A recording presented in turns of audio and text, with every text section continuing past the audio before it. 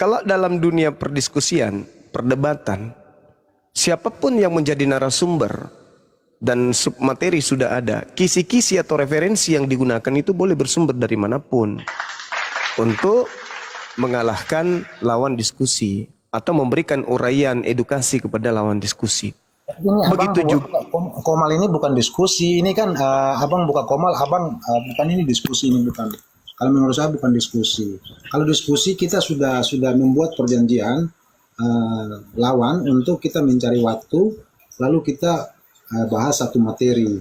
Nah itu namanya diskusi. Tapi kalau ini buka Komal, bukan namanya diskusi. Begitu. Ya tergantung lawannya bang. Kalau mau berdebat, ayo berdebat. Kalau mau diskusi, ayo berdiskusi. Mau tukar pikiran, silakan. Nah gitu, kalau Kita, gitu ya saya setuju. Kalau abang ngomongnya seperti gitu saya setuju. Tetapi kalau buka koma lalu bahas kitab orang lain, baru menjelek-jelekan, seakan-akan kitab ini, ayatnya ini menunjukkan bahwa yang mengimani mereka menjalankan tidak sesuai dengan kitab. Satu sisinya juga mengatakan bahwa ini palsu, ini tidak benar. Kan tidak boleh seperti itu. Nanti ketika kita mau berdiskusi, kita sudah berjanji atau buat satu perjanjian, waktu kita cari, baru kita bawa dalam ada cari satu materi kesepakatan kita, nah baru itu namanya diskusi. Berarti apa yang sudah tertera di kitab kita masing-masing, nah itu tidak perlu kita mau ini lagi, tinggal kita bahas keseluruhan itu. Tapi kalau misalnya masih seperti begini, ini bukan diskusi. Makanya kalau mau ya, buat koma, gimana ya dia? buat koma lalu kita bahas kita punya iman sendiri, gitu. Bukan begitu, saudara. Jadi bukan begitu. Silakan Anda mencari kelemahan di Islam. Kalau kami tidak perlu mencari kelemahan di Kristen, karena Kristen itu berdiri di atas pondasi yang lemah. Contoh, ketika orang Kristen menuhankan Yesus, Yesus bukan Tuhan, itu jelas itu. Menurut siapa? Menurut Yesus itu sendiri. Bentar bang, minta maaf. Itu yang dari tadi saya katakan bahwa apa? Janganlah itu kan iman kita. Apa jangan Ya, intervensi? bagaimana ceritanya? Kita kan berdiskusi nih bang, tukar pikiran tentang iman. Ketika orang Kristen mengatakan, sabar dulu. Ketika orang Kristen mengatakan kepada semua orang, Yesus itu adalah Tuhan, maka tugas kami sebagai orang yang waras, ya, mengetuk hati kalian untuk mengatakan kamu salah. Kitabmu mengatakan Yesus itu bukan Tuhan tapi manusia.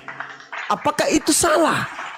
Mengingatkan saudara sendiri untuk kemudian jangan gila permanen di saat mereka mengatakan Yesus itu adalah Tuhan, tapi Yesus sendiri mengatakan tidak, aku adalah anak manusia.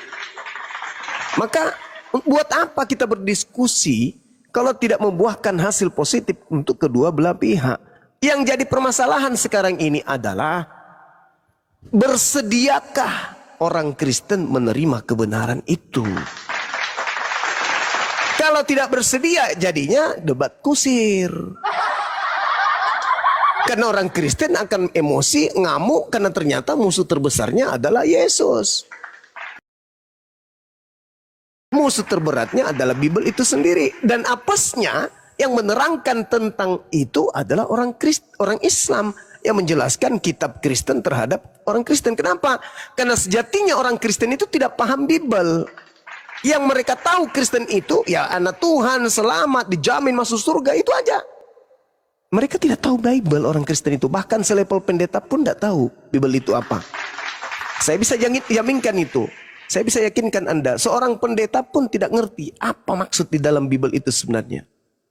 Gak ngerti mereka. Kenapa? Orientasinya berbeda, Bung. Orientasi belajar Bible bukan mencari kebenaran, tapi orientasi orientasi untuk menjelaskan atau menguraikan data-data di Bible, ya itu hanya untuk kepentingan sesaat. Mau bukti? Apa kepentingan yang diajarkan oleh pendeta itu adalah keselamatan kekal? Mana dalilnya? Menjadi Kristen dapat keselamatan kekal? Ada? Nggak ada. Sampai kuda kemudian bertelur, tidak akan pernah Anda temukan untuk selamat harus jadi Kristen. Itu nggak ada. Kebenaran apa? Keselamatan yang mana yang dijaminkan Yesus kepada orang Kristen? Nggak ada.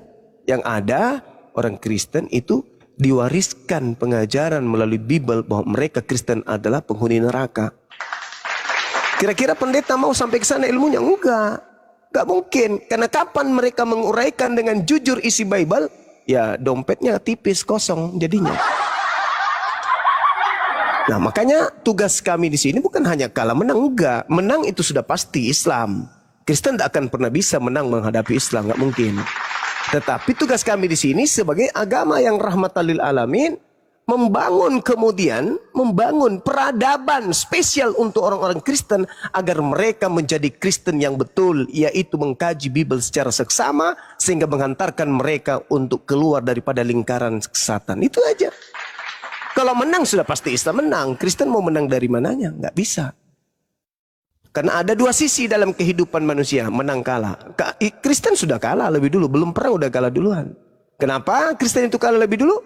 Karena musuhnya adalah kitabnya sendiri, musuhnya adalah Yesus itu sendiri. Berat itu, berat. Maka tujuan kita berdiskusi, Bang, bukan menang kalah atau benar salah, karena benar sudah pasti di pihak Islam. Begitu saudara, silakan.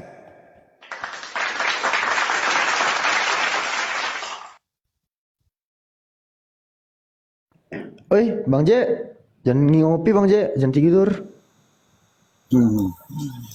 Kalau mau, iya memang kalau orang Kristen itu prinsipnya itu tidak pernah cari pembenaran, tidak pernah. Tapi orang Kristen bagaimana cara untuk menunjukkan kebenaran itu? Kalau ya Abang Suma, memang saya akui Abang Suma itu orangnya cerdas, memang benar, orangnya cerdas. Tapi ada satu sisi kelemahan dari Bang Suma itu, saya selalu minta maaf Bang Suma, saya selalu ikuti memang. Komanya Bang Suma, setiap debat saya tuh selalu ikuti. Memang orang Kristen itu sulit ya mau ini dengan Bang Suma. Tetapi banyak ayat-ayat yang Abang Suma sudah mengerti, sudah tahu, sudah pahami itu kebenaran, tetapi Abang Suma itu kadang melintir-lintir sengaja untuk memutarbalikan ayat itu. Padahal saya tahu Abang Suma ini orang Contoh Bang, contoh dalil yang mana yang saya pelintir atau memutarbalikkan, silakan. Tentang penyaliban, penebusan dosa. Itu memang saya rasa Bang Suma mengerti. Kalau untuk penebusan, Yesus itu kan dikatakan sebagai domba, dikatakan sebagai hamba, dikatakan sebagai, ini iman kita ya, sebagai anak. Yesus itu sebagai nabi, sebagai utusan, sebagai guru dan imam bagi murid-muridnya. Itu iman kami seperti itu. Karena dia datang ke dunia ini memang visi misinya seperti itu. Datang sama seperti manusia dan harus melayani manusia, mengajar tentang kebenaran. Makanya Yesus itu dia katakan bahwa dia akan kembali ke Bapakku dan Bapamu. Karena sebagai manusia dia datang ke dunia ini sebagai manusia, bukan sebagai Tuhan. Mungkin seperti itu, Bang. Iya. Nah, ini aja pengakuan terakhir saudara, dia datang ke bumi sebagai manusia, bukan sebagai Tuhan. Ini sudah kontradiksi dengan Paulus, Bang. Paulus mengatakan Yesus datang bukan sebagai manusia. Bagaimana dong? Kontradiksi. Maka orang Kristen bisa sadar nggak dengan pendalaman terhadap Bible-nya sendiri? Enggak. Mana ayatnya, Bang? Ayat. Galatia 1, nomor 1, nomor 11, nomor 12. Paulus mengaku bahwa Yesus Kristus datang kepadanya bukan sebagai manusia. Itu sudah bertentangan dengan Anda. Anda mengatakan memang Yesus datang ke dunia ini sebagai manusia. Nah, faktanya Paulus mengatakan bukan manusia. Berat itu, Bang. Berat. Maka berterima kasihlah kepada umat Islam yang meluruskan kembali. Saya klarifikasi dulu. Datang ke dunia ini sama seperti manusia, bukan sebagai manusia. Sama seperti. Kalau sama seperti manusia berarti manusia, Bang. Lagian juga. Lagian, nah inilah saudara. Anda semakin menampakkan kehancuran. Yesus datang ke bumi bukan manusia tapi sama seperti manusia. Maria melahirkan apa rupanya?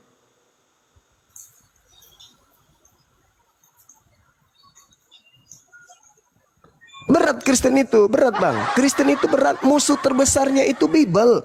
Cuman karena Islam selama ini tidak angkat bicara tentang kekristenan, Kristen itu merasa paling benar. Kristen merasa paling wow, dia adalah anak-anak Tuhan. Tapi ketika umat Islam berbicara sedikit saja tentang Bible, maka boroknya Kristen itu akan terkuak 2000 tahun lamanya. Ini contoh aja. Saudara aja nih sekarang ini, belum beberapa detik, belum cukup 1 menit. Anda mengatakan Yesus datang ya bukan sebagai manusia tapi sama seperti manusia. Lah, Maria melahirkan apa rupanya? Kucing. Berat bang, berat. Kristen itu nggak bisa. Mau kemanapun Kristen itu, karena itu tadi, Kristen itu berdiri di atas pondasi kebohongan, bukan kebenaran. Jadi kalau saya katakan hitam, memang pahit. Ya namanya kebenaran bang. Kebenaran itu harus diungkap. Kebenaran itu harus diungkap. Maka berterima kasihlah kepada Islam yang mengajarkan kalian untuk jujur terhadap kebenaran itu. Jangan Anda selimuti isi Bible itu dengan doktrin dan dogma yang tidak jelas arahnya. Anda mengatakan Yesus memang datang bukan sebagai manusia tapi sama manusia. Loh, Maria ini melahirkan apa rupanya? Kota amal. Kulkas bekas.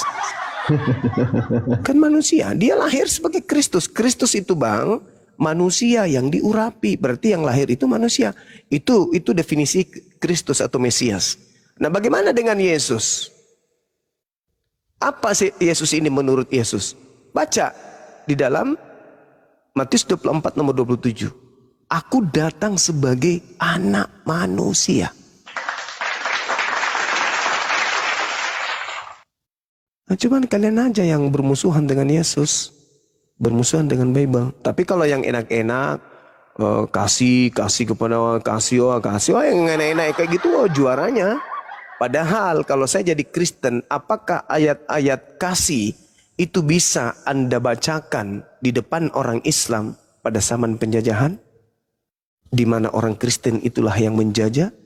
Di Makassar ini aja, kubur 40.000 jiwa. Korban dari keganasan orang yang mengaku Kristen. Bisakah kalian baca kami ini adalah agama kasih? Kasihilah musuhmu. Bisa kalian baca pada zaman penjajah? Tidak bisa.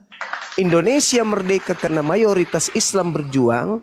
Akhirnya negara kita tenang, damai, sejahtera. Barulah muncul di tengah-tengah kami umat Kristen yang gaungnya besar, mulutnya besar, teriak tanpa malu-malu.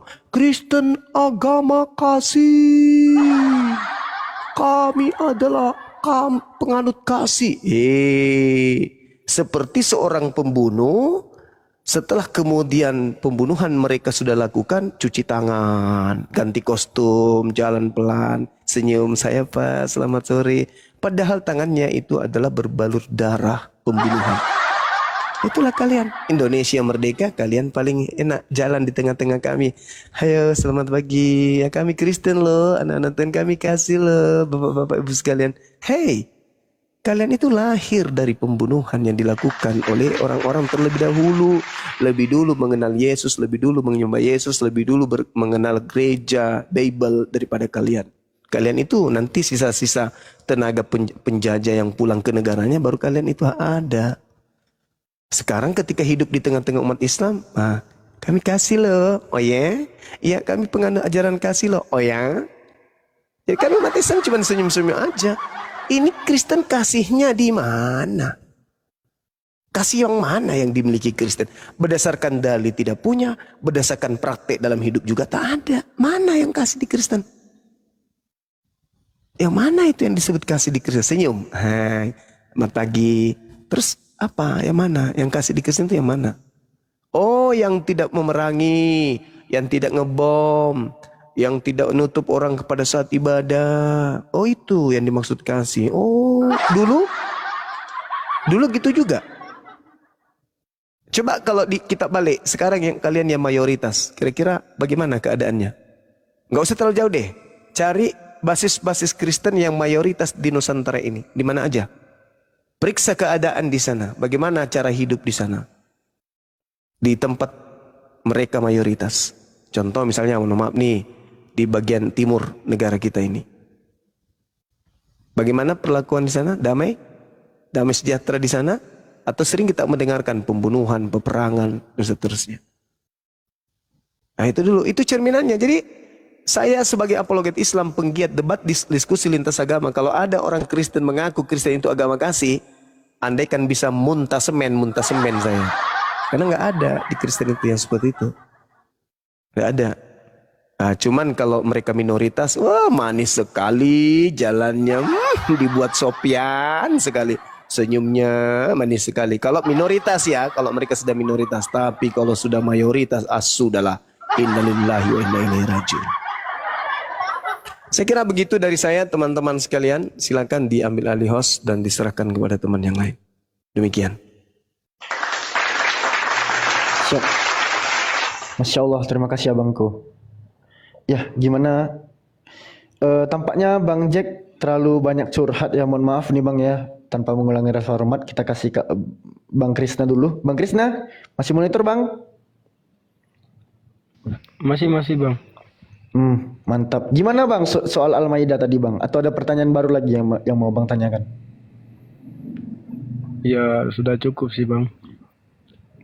Oh sudah cukup, luar biasa. Abang dari Katolik ya? Ya. Gini abangku. Itu Bang Jack kemana tadi? Udah selesai mungkin urusan dia Bang. Malu dia Bang, malu.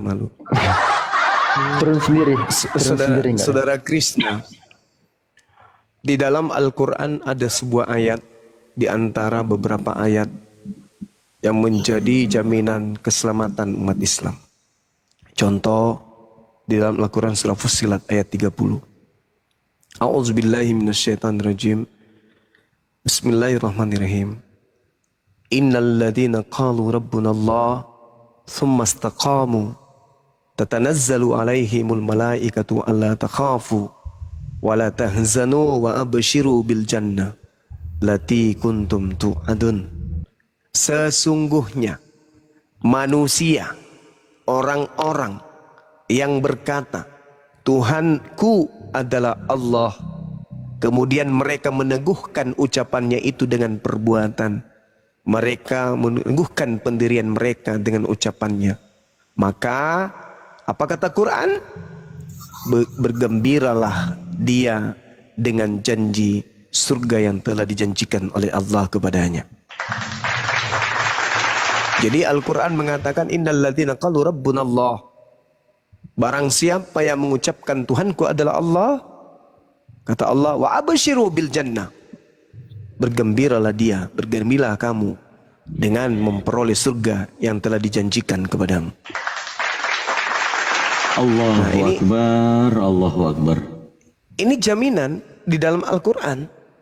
Begitu juga ketika berbicara mengenai Al-Quran surah Al-Mu'minun. Allah Subhanahu wa Ta'ala memberikan jaminan yang sangat luar biasa, dan jaminannya itu bukan hanya sekedar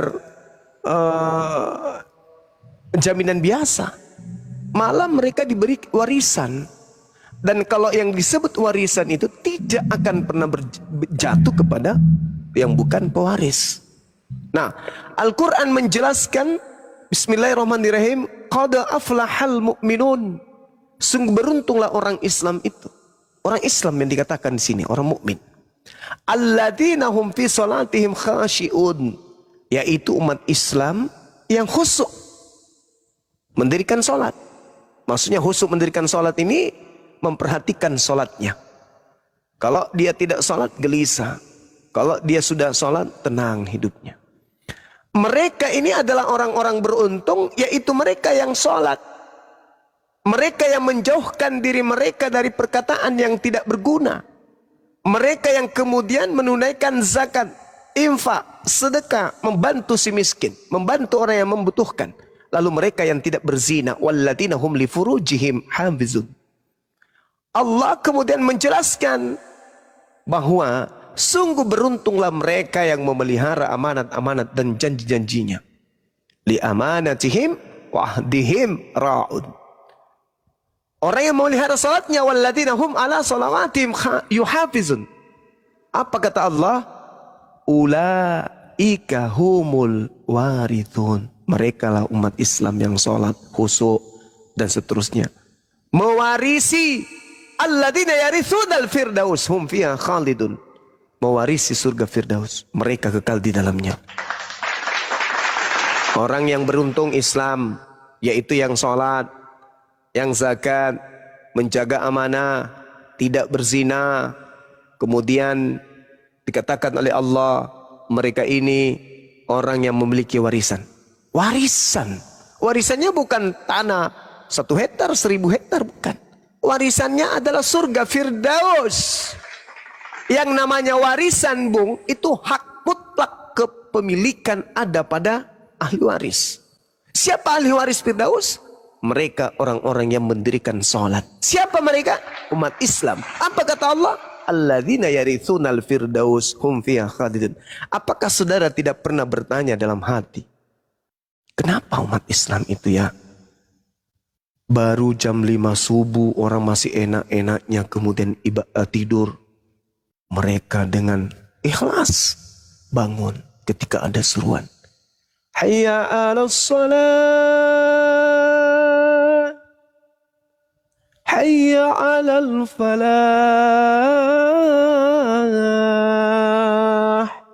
Dinginnya subuh tidak menghentikan kemudian niatan mereka untuk sujud beribadah kepada Tuhannya. Orang lagi tidurnya mereka jalan ke masjid. Di masjid apa? Di situ ada sesuatu yang luar biasa? Enggak. Apakah ada tontonan di sana? Enggak juga. Atau mungkin ada patung yang bisa mendekatkan manusia kepada Tuhan? Enggak ada. Tempatnya kota, di dalam tidak ada yang istimewa. Ada hanya mimbar, jam dinding, kalender, tempat wudhu, sejadah. Lalu kenapa mereka berbondong-bondong ke sana? Karena di sana mereka menjadi nyaman untuk beribadah, berinteraksi, bercakap-cakap, mengadu kepada Tuhan pencipta langit dan bumi. Setelah itu balik ke rumah. Nanti belum seberapa waktu, Allahu Akbar, Allahu Akbar. Allahu Akbar, Allahu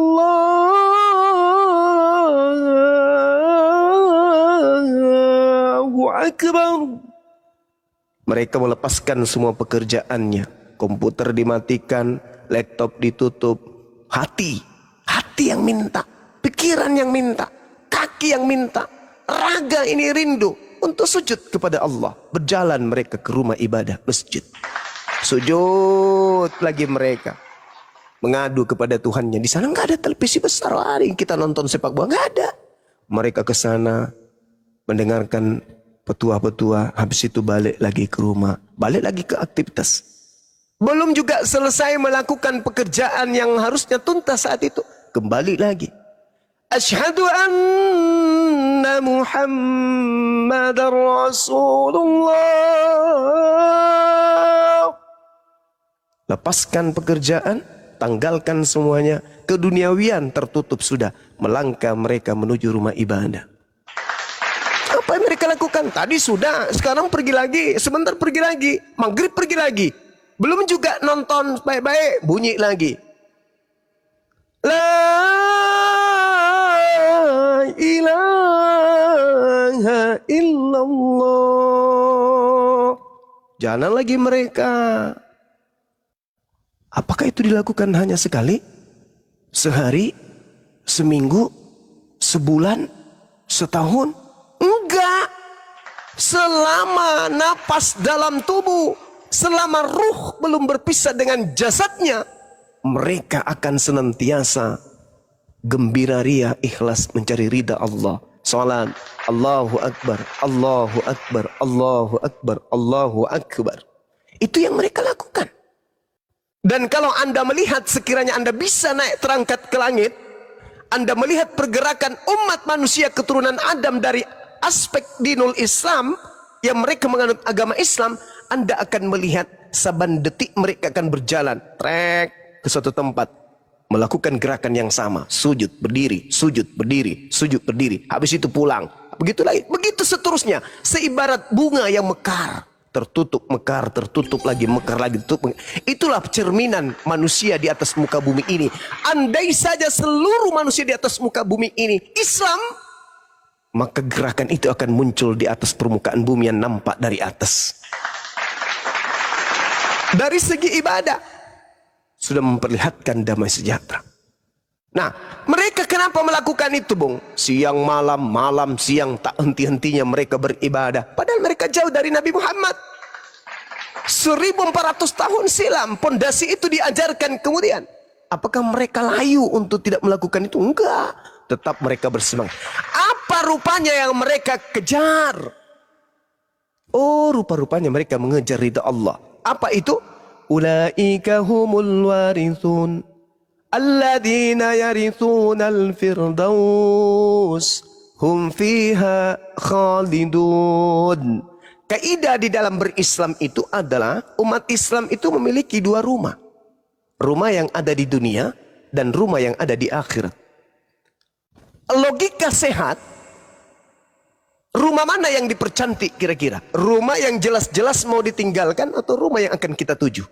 Umat Islam itu menggunakan dalil akal, nakli akal. Akalnya yang digunakan. Maka mereka poles lantai dari rumah mereka.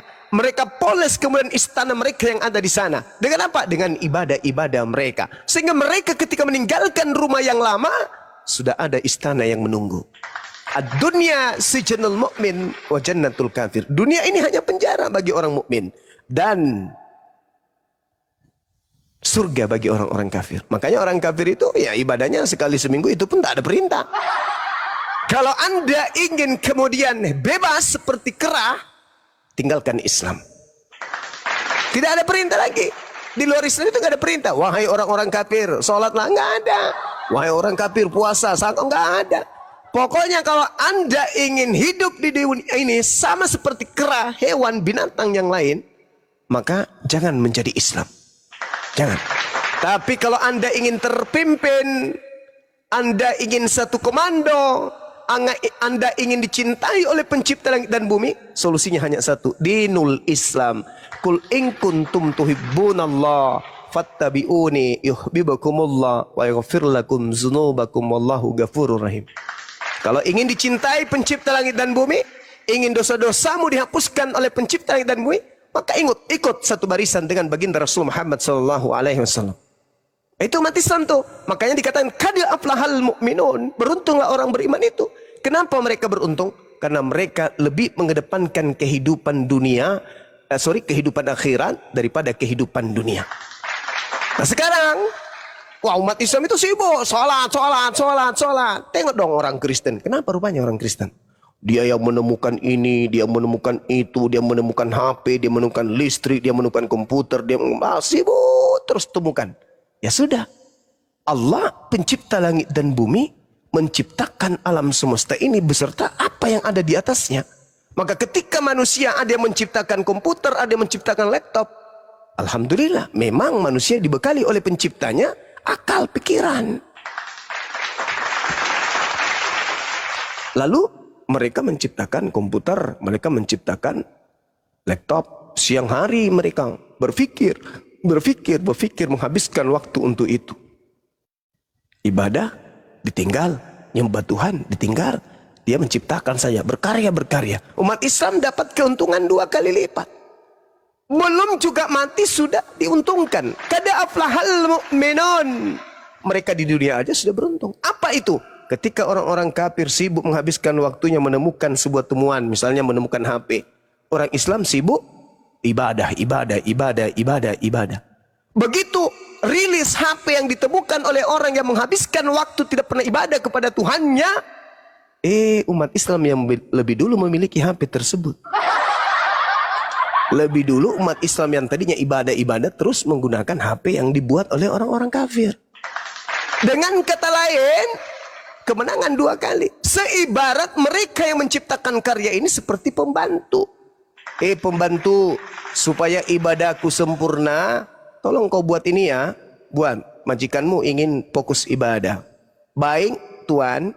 Begitu selesai umat Islam ibadah, muncul HP tipe baru dari Samsung, dari merek-merek yang lain. Habis itu umat Islam beli. Umat Islam kena 2 kali untungnya.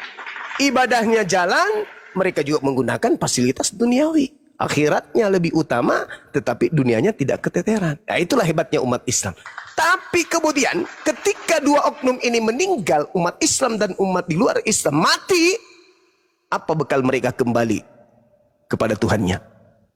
Ke ayah, dek narak kepeng, kok narak kepeng, dek narak, nggak ada. Tapi kalau mati Islam kembali di dunia mereka sudah dapat, kemudian matinya mereka mendapatkan keuntungan karena mereka beribadah kepada Tuhan yang betul. Jadi kembali kepada pembahasan kita ini, saudara, Islam itu ada warisan kepada mereka yang beragama Islam. Di Kristen ada warisannya juga. Di mana warisan Kristen tertulis? Matius 7 nomor 22 nomor 23. Matius 23 nomor 22, 23, 24, 25, 26 sampai kepada 36. Apa itu warisannya? Neraka. Bagaimana mungkin engkau akan meloloskan kemudian dirimu dari api neraka? Yesus pun mengatakan hal yang sama. Pada hari terakhir nanti orang akan berseru kepadaku, Tuhan, Tuhan. Bukankah kami Kristen bernubuat pakai namamu? Kami Kristen bermujizat pakai namamu. Kami Kristen mengusir setan pakai namamu. Pada saat itulah kemudian aku, Yesus Kristus, akan berterus terang kepada mereka. Enyahlah daripadaku, aku tidak mengenal kalian. Kalian semua adalah pembuat kejahatan. Pertanyaannya, jadi selama ini yang mereka sembah Yesus Kristus, yang mereka pakai namanya Yesus Kristus, kemudian ngobatin orang, bermujizat, itu Yesus mana? Kok anak Maria tidak mengenal mereka? Oh, rupa-rupanya memang Yesus mengatakan, waspadalah kepada Yesus palsu. Nah, ternyata yang dipanggil oleh orang Kristen selama ini, itu adalah Yesus palsu. Sehingga yang asli ketika bertemu dengan Kristen, Yesus yang asli mengatakan, no, aku tidak mengenal kalian. Enyahlah daripadaku, kalian semua adalah pembuat kejahatan. Sekira begitu, saudara, renungkan, pikirkan. Detik demi detik, menit, jam, hari, minggu, bulan, tahun. Anda dihantarkan untuk bertemu dengan malaikatul maut. Masya Allah. Masya Allah. Ya, sebelum ditanggapi sama dua teman Kristen kita, sahabat-sahabat yang terkasih, baik yang baik hati maupun yang pura-pura baik, teman-teman yang ada di bawah, silakan teman-teman tekan tombol share. Di situ ada fitur posting ulang. Kita gebrakkan semoga syiar Islam ini semakin tersebar di ranah TikTok ini, teman-teman. Yuk kencangkan lagi posting ulangnya. Dan saudara-saudara yang terkasih yang sedang berada di ladang Tuhan ya, darah Yesus, silakan Bang Krisna, mau ditanggapi Bang? Enggak ada bang, enggak ada. Oh tidak ada, baik. Bang Jack, gimana Bang Jack? Oke. Oke. Bang Suma tadi mengatakan bahwa orang Islam itu sangat menghargai dengan toleransi. Dan Bang Suma juga ungkit tentang mayoritas dan minoritas. Jadi dibalik kalau ketika orang Kristen yang mayoritas, berarti tidak tahu terjadi apa di Indonesia. Ya kan, bahasa Bang Sumanya seperti itu. Tapi Bang Suma juga lupa bahwa di Indonesia ini ada beberapa daerah yang mayoritasnya Kristen. Saya mau tanya Bang Suma, mungkin Abang Suma bisa katakan atau bisa sampaikan, mungkin di daerah-daerah mana yang pernah terjadinya pembubaran ibadah atau pembakaran gereja atau intoleran di mayoritas Kristen di beberapa daerah di Indonesia. Dan satu lagi, saya jujur bahwa ini baru kalau tidak salah 2 minggu yang lalu di daerah saya posisi saya sekarang di Merauke. Terjadi di Merauke, Papua sini, ada seorang Muslim, dia menghujat Yesus. Dan memang di sekeliling dia, memang banyak sekali orang Kristen dan kedengarannya sangat jelas. Tapi mereka cuma menegur dan menasihati dia. Kalau seandainya posisinya itu, orang Kristen yang pada saat posisinya itu tidak tahu terjadinya seperti bagaimana. Abang semua bayangkan saja, itu kalau seandainya itu terjadinya seperti bagaimana. Tapi memang sempat viral sih, tapi tidak ada tindakan-tindakan yang anarkis atau berlebihan. Tidak ada yang lapor, cuma mereka menegur aja. Di sini loh terjadinya di sini. Nah makanya kalau mau bilang umat kasih, ya memang saya bangga bahwa Kristen itu adalah umat kasih, memang benarnya di situ kenyataannya seperti itu. Sepertinya Bang Jack ini nggak bisa dibawa ke ranah intelektual ya, Bang Jack ya. Karena dari tadi, mohon maaf nih, Bang Krisna. Izin Bang Alfi, Iya, saya gimana Bang? saya pengen tanggapin dulu Bang Jack. Itu cara menghinanya gimana Bang? Saya pengen tahu kalau memang benar ada. Bang Jack,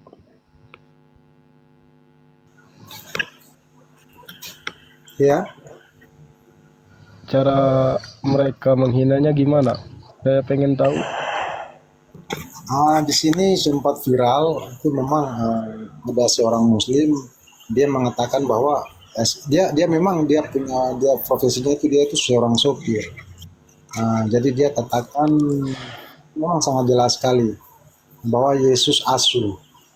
Kalau untuk kami orang Timur, kalau kata asu itu kata yang paling kotor. Nah, itu dia punya kalimatnya seperti itu. Dan orang-orang di sekeliling dia sempat mendengar dan mereka cuma menegur dan menasihati dia bahwa itu jangan menghina Yesus seperti itu karena itu kita mengimani dia sebagai Tuhan. Boleh pakai data Pak, pakai data. Ada nggak dokumentasi atau apa? Iya, kita perlu data. Oh iya, nanti mungkin nanti Oh, saya bisa.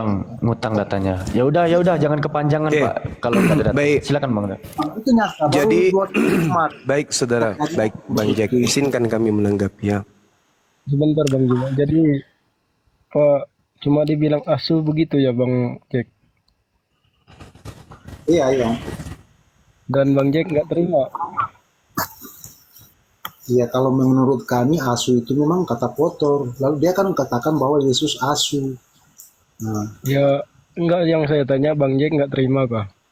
ya kalau saya tidak terima, tetapi sebagai umat, sebagai kita juga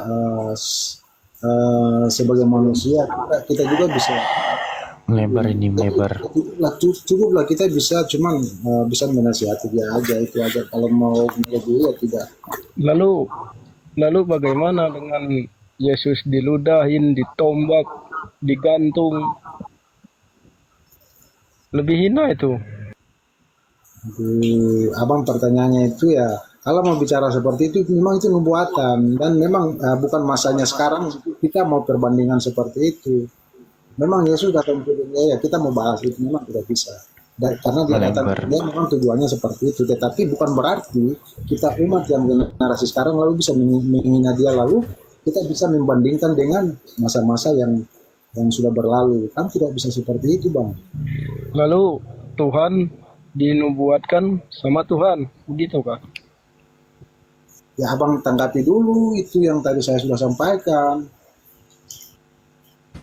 Iya, itu yang dia Itu tanggap. bagaimana tanggapan Abang tentang toleransi tindakan-tindakan kami sebagai orang Kristen di daerah mayoritas Kristen, tanggapan kami terhadap dia yang mengejek Tuhan, mengejek Kejar Pak Kris, kejar. Kita hidup di negara, bahwa kita sudah sangat toleransi. iya Bang.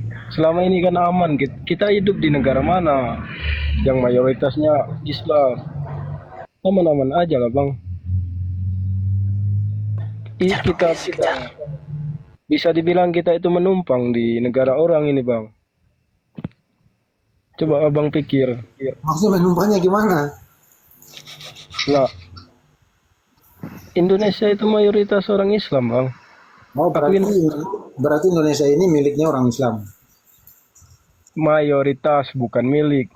Iya, berarti kan kita kan sama berdiri sama tinggi, duduk sama rendah. Berarti kita ini tidak bisa membeda-bedakan. Semua sama, Bang. Iya sama, karena kita kan Terus ketika mayoritas memperlakukan yang tidak semena-mena, kita harus terima. Nah, sebaliknya kita kalau memperlakukan yang sama seperti itu, kita ditindas. Apa boleh seperti itu? Tidak bisa Abang pakai pemahaman begitu ya, tidak bisa. Berarti Indonesia ini kita bisa pakai membeda-bedakan. Ini bukan negara kekuasaan. jadi ini negara apa? Ini negara demokrasi, Pancasila. Jadi negara ini kan dia mempunyai hukum. Jadi tidak bisa kalau kita mau menindas satu kaum. Oke, kita kembalikan lagi ke Bang Zuma. Silakan Bang. Baik. Jadi gini saudara, kalau berbicara mengenai hal yang Anda sampaikan tadi, ada oknum yang melakukan itu melanggar Islam, itu nggak boleh. Kaidah dalam Islam, Al-Quran menerangkan dalam surah Al-An'am ayat 108. Di situ diterangkan begini. Bismillahirrahmanirrahim. Wala tasabul ladina yad'una min dunillah. Tak boleh kemudian. Fayasubbullah adwan bighairi ilmi. Jangan kamu memaki sesembahan yang mereka sembah selain daripada Allah. Larangan itu keras, larang keras. Barang siapa yang memaki maka mendapatkan dosa yang besar. Dilarang dalam Islam. Jadi nggak boleh. Apatah lagi kalau dalam hal bukan berhadapan dengan orang zalim, nggak boleh. Illal ladzina zalamu minhum, itu nggak boleh.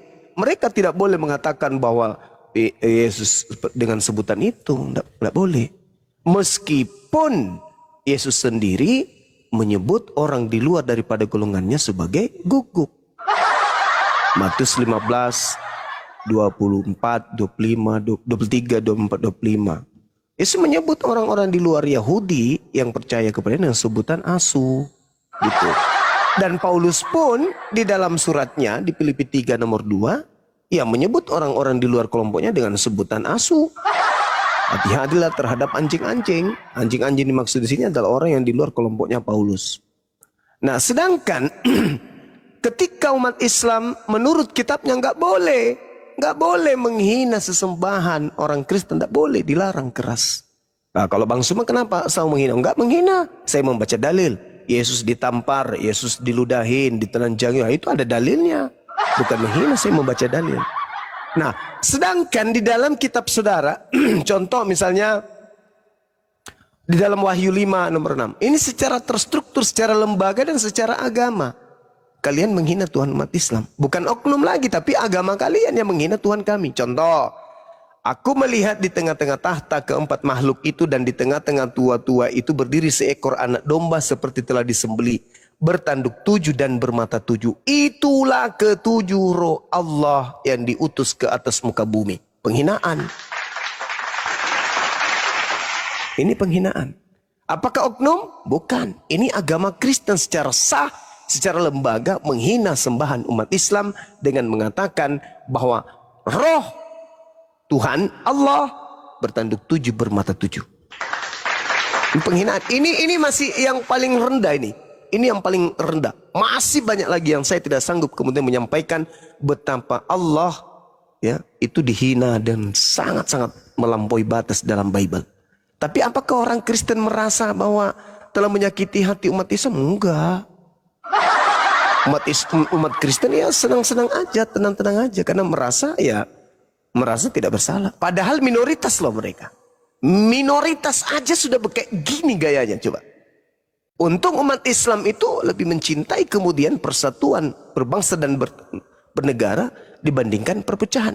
Tapi kalau umat Islam mau menegakkan hukum agamanya, penghinaan yang sangat luar biasa terhadap Islam seperti itu. Belum lagi karena kebodohan Allah. Tidak bisa tidak disebut Allah karena sumber huruf A-L-L-A-H penyebutannya itu hanya bersumber dari Quran. Gak ada sumber lain. Jadi ketika kemudian bahasa Inggrisnya mengatakan one, orang Indonesia membacanya one, nggak bisa. Pasti disalahkan sama orang Barat, orang penganut bahasa Inggris. Bukan one, one. Kita akan tertawa, bukan one, one. Tidak one, bukan one, one. One, bukan one. Tapi si pemilik bahasa akan ngotot mengatakan bacanya one, bukan one, lul.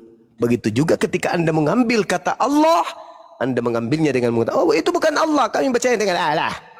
Tetap aja sama. Nggak bisa karena sumbernya dari kami, bukan dari kalian. Nah, inilah yang terjadi, Bung. Kristen secara lembaga menghina Islam dan itu tidak main-main. Sadarkah kalian? Mau sampai kapan kalian seperti ini? Ayo, padahal kalian minoritas. Padahal kalau dipikir nih kawan-kawan, Kristus telah menebus Kristen dari kutuk hukum Taurat dengan jalan menjadi kutuk, sebab ada tertulis, terkutuklah dia yang digantung di atas tiang salib. Siapa yang terkutuk? Yesus Kristus. Menurut dalil Galatia 3 nomor 13. Boleh tak kami mengatakan aku berlindung kepada Allah dari godaan Yesus yang terkutuk? Boleh enggak? Boleh tak? Boleh enggak? Kalian kan mengakui. Kalian kan mengakui Kristus kalian, Yesus kalian itu terkutuk. Boleh dong. Aku berlindung kepada Allah dari godaan Yesus yang terkutuk. Boleh enggak? Boleh. Kenapa tidak? Loh, kalian sendiri mengatakan dia terkutuk kok. Bagaimana kami yang di luar daripada iman itu? Tapi apakah kami lakukan? Tidak. Apa yang kami lakukan? Yesus alaihi salam, Yesus alaihi salam, Yesus alaihi salam. Yesus tidak dibunuh, Yesus tidak diludahin, Yesus tidak ditampar, Yesus tidak ditelanjangin, Yesus tidak diseret, Yesus tidak digantung, Yesus tidak ditombak, Yesus tidak dibunuh. Itulah iman kami. Itulah iman kami. Wahai saudara Islam, ya paman, apakah kalian percaya Yesus itu Nabiullah, Rasul Allah? Percaya. Nih, bukan yang mengaku dirinya ajaran kasih loh. Kita balik. Wahai saudara Kristen, ya paman, apakah kalian percaya Nabi Muhammad itu adalah Nabi? Boro-boro. Yang ada sumpah serapa, penghinaan, menghina, menghujat, merendahkan, menghina, memfitnah, itu aja terus kerja kalian. Tapi kalian ajaran kasih, kok kami justru yang mempraktekkan? Nah itu saudara, jadi jangan Anda membawa Anda yang mengatakan Yesus itu, udahlah kawan. Kalau umat Islam Anda katakan bahwa mengatakan Yesus itu asu misalnya nih, sesuai dengan informasi yang tadi, kamu sakit hati? Sakit bang. Sadarkah Anda bahwa anjing itu bukan makhluk terkutuk? Sadar? Di mana dalilnya anjing itu makhluk terkutuk? Ada? Nggak ada. Tapi Yesus disebut terkutuk, ada nggak? Ada. Kamu imani enggak? Kamu imani. Dengan kata lain, kau mengatakan Yesus jauh lebih anjing daripada orang Islam yang mengatakan itu. Sadar enggak sampai sini? Sadar enggak? Yesus adalah Kristus yang mati dengan jalan kutuk di atas tiang salib. Sebab ada tertulis, terkutuklah Yesus, dia yang disalib.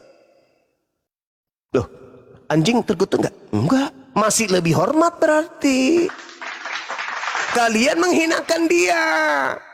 Monyet terkutuk? Enggak. Mana dalilnya? Ayo. Mana dalilnya? Hanya ada dua yang terkutuk. Di Islam iblis. Di kalian Yesus. Coba tunjukkan saya di dalam Bible anjing terkutuk. Ada? Enggak ada. Sapi terkutuk ada? Monyet terkutuk ada? Enggak ada. Biawak, padale, pararang ada enggak? Enggak ada. Yang terkutuk siapa dalam kitab kalian? Yesus. Yesus. Kalian beriman? Beriman. Berarti kamu mengakui Yesus itu adalah... Aduh, sudahlah teman. Jadi jangan tersinggung sedikit-sedikit. Wah, Islam mengatakan kami Yesus itu. Wah, kamu menyatakan dia terkutuk. Hah? Asu aja nggak ada dalil yang terkutuk. Tuhan sembahmu sendiri kau sebut terkutuk. Kamu nggak berasa gitu loh. Nggak berasa. Nah, itulah makanya Yesus marah. Enyahlah daripadaku. Kalian semua adalah pembuat kejahatan. Aku tidak mengenal kalian. Kenapa? Karena Bapakku aja menyanjungku dengan mengatakan, inilah anakku yang kukasihi, kepadanya aku berkenan. Ada muncul ajaran yang datang. Inilah Yesus yang dikutuk untuk dosa-dosa kita. Weh, sadar weh. Weh, sadar Yesus itu hamba Tuhan yang dikasihi, Tuhan yang kepadanya Tuhan berkenan. Berhenti weh. Berhenti. Berhenti saudara-saudara. Berhenti. Yesus yang kami muliakan itu adalah makhluk yang dikasihi Tuhan. Bahkan kalau Anda berselancar ke Al-Quran, beliau manusia suci terkemuka di dunia dan di akhirat. Gila gak tuh? Sedangkan di kalian, apa? Makhluk apa dia ini? Makhluk apa dia? Makhluk apa? Posisinya makhluk yang diberkati, dikasihi, atau apa? Makhluk yang dikutuk? Tuhan yang dikutuk? Manusia yang dikutuk?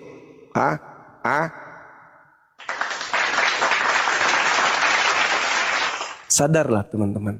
Dengan adanya Islam, kalau Anda mendengarkan nasihat-nasihat dari Islam atau debat-debat Islam ini, maka insya Allah kalian akan mendapatkan hidayah. Jika kalian menggunakan akal sehat.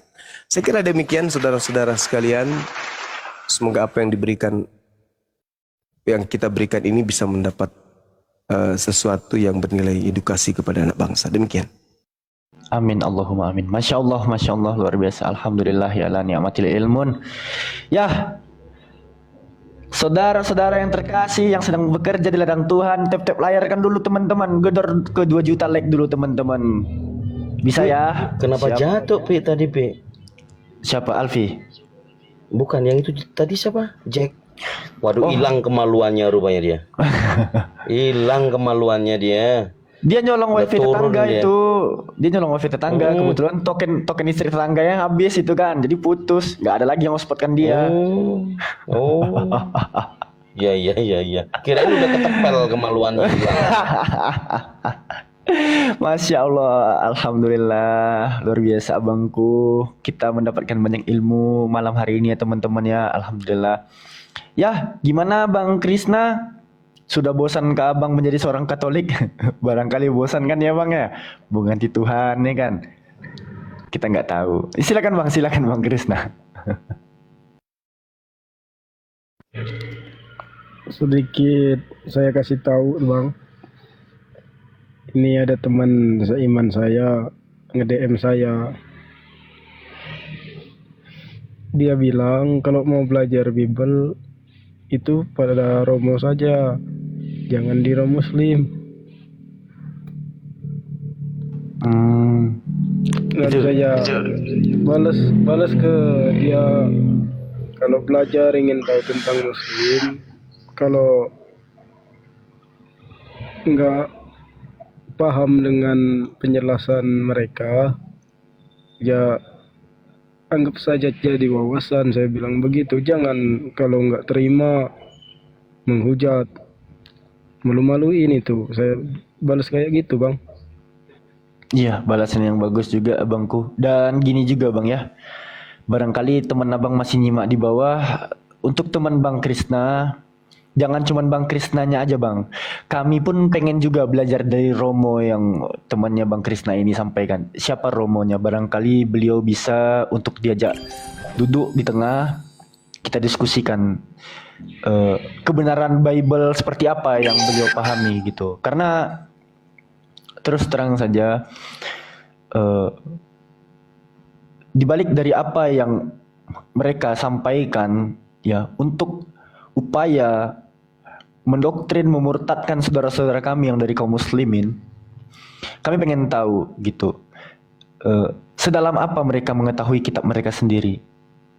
Dan ini bisa juga dijadikan diskusi dua arah. Apabila teman-teman juga pengen tahu sedalam apa umat muslim mengetahui isi Al-Quran itu sendiri. Ingat, tolong di mute dulu. Ingat abangku, kami di sini membela Yesus. Bukan berarti kami memusuhi kalian, tidak. Tapi kami di sini menyuarakan apa yang Yesus kerjakan selama di atas muka bumi ini. Auti destin, iayenezon ina ginoskosin. Inilah hidup yang kekal, bahwa mereka mengenal apa? Satu-satunya Elohim yang benar. Jelas. Kami di sini menyuarakan bahwa Yesus, anak Bunda Maria, adalah seorang yang bertuhan, bukan seorang ateis. Jelas ya? Kami mengenal anak Bunda Maria, Yesus Kristus atau Isa Mesiha, sebagai seorang manusia yang bertuhan, bukan seorang ateis. Kami membela Yesus di sini. Silakan, kalau ada pastor, romo, pendeta, gembala, silakan naik. Gitu. Kalau paus jangan ya, paus baru menjabat, banyak kesibukan teman-teman. Gitu Bang Krisna. Boleh abang naikkan teman abang tadi, barangkali dia punya kenalan Romo. Kita pengen tahu juga tuh, Romonya punya pengetahuan Bible itu seperti apa. Gitu. Big Bruns. Sorry bang. Ya, malam abangku. Abang Kristen Ya, Islam bang. Islam bang, sorry bang. Oh Salah ini siap, salahnya. baik abangku. Izin abangku ya, makasih banyak. Waalaikumsalam. Ya Bang Krisna. Gimana Bang Krisna? Iya, Alfi, mumpung ada kesempatan di sini Krisna. Krisna tadi menurut pemahaman Krishna, Bang Zuma menjelaskan tentang kebenaran Islam di surah Fussilat tadi, itu kalau difahami janjinya adalah surga. Bukan dipastikan, tapi dijanjikan oleh Tuhan yang Maha Kuasa itu sendiri, Allah Azza wa Jal. Karena kitab suci Al-Quran kan, Krishna kemarin udah sempat diskusi dan meyakini satu-satunya kitab suci yang memang datangnya dari Tuhan, bukan karangan manusia, ya Al-Quran, kan begitu ya. Jadi yang mengucapkan la ilaha illallah, maka tadi janjinya adalah surga. Nah ini kan masih dalam pencarian, bukan pencarian menurut saya. Kalau boleh jujur, Krishna ini menantikan sebenarnya. Sampai kapan menantikan kalau kita sudah sampai hampir 8 kali pertemuan Krishna, bahkan dengan lantang memberitahukan kepada saudara Kristen yang tadi ya, itu bisa melihat bahwa Krishna lebih dewasa dan menanggapi sesuatu itu secara rasional dan dewasa. Tidak ada tebeng aling-aling ya, atau ada maksud tertentu. Itu sudah akal secara manusiawi ya. Tinggal free will-nya kapan untuk menyambut dan menerima hidayah. Karena takut keduluan mati. Itu dulu, hati-hati. Silakan Krishna. Iya betul bang. Saya sudah nggak bisa ngomong apa lagi bang. Tinggal merenung dulu. Afala yatadabbarun. Silakan abangku. Kalau mau berpikir dulu. Izin disapa dulu bang kebenaran ini. Bang kebenaran. Iya bang. Ya, abang nih kupanggil kebetulan aja ya. Kebetulan gitu. Benar dan betul itu kan sama aja tuh. Gimana bang? Gimana? Abang dari Islam atau Kristen bang? Enggak, Kang Dito enak ngomong gitu kan. Kan Islam dari lahir itu. Gimana bang? Siapa Islam dari lahir? Kang Dito. Siapa Islam dari lahir? Saya iya. Kang Dito enggak. Saya tahu itu dia paroki mana dulu. Dia dari Katolik dulu.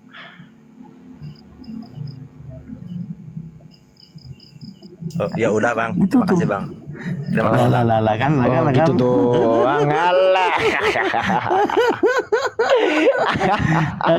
Udah kena kemaluannya. Kebetulan. Jangan inilah, jangan mendahului apa yang Anda sebut Tuhan gitu. Jangan menerjemahkan orang lain. Saya kenal Kang Dito ini. Ranuai. Udah naik nggak nih? Bang Ranuai. Bang Ranuai panggilan kedua. Bang Ranuai panggilan ketiga, mohon maaf. Kita nggak bisa lama-lama abangku. Kita turunkan lagi. Bang Krishna kalau udah mau asyhadu kode-kode bang ya. Biar langsung. Ya kan? Yang lama-lama bang. Saya mau tanya ini bang. Gimana bang? Gimana? Kalau kita baca syahadat itu kayak ada yang DM, kayak ada video lewat itu gimana bang? Oh, misalnya ada video lewat yang nggak sengaja ada kalimat syahadatnya gitu ya? Ya betul. Terus abang baca gitu. Ya. Ya balik lagi, syahadat itu kan persaksian, tapi di mana abang bersaksi itu bukan hanya sekedar diucapkan, tapi itu diimplementasikan ke dalam kehidupan abang sehari-hari melalui tindakan, dan itu juga tertanam di dalam hati abangku. Jadi itu bukan hanya sekedar kesaksian yang hanya ada di lisan gitu ya. Gitu bang. Balik lagi ke niat abang gimana? Atau gini aja, Krishna minta advice, minta bimbingan Bang Zuma harusnya seperti apa di kondisi seperti ini, silakan. Ya saya masih bingung bang, masih mau bilang apa ya? masih bingung. Oh ya udah kasih space ini aja dulu. Abangnya mikir. Bang Farid Agil. Wes, dipanggil ya, Bang Agil.